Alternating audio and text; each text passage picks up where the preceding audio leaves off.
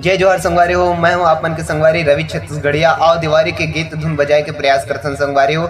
एक गीत ऐसे जेमा जीवता झुमर झुमर के नाचे कौन से गीत है संगवारी हो, कमेंट करके जरूर बताओ, इला बजाए के प्रयास करता हूँ।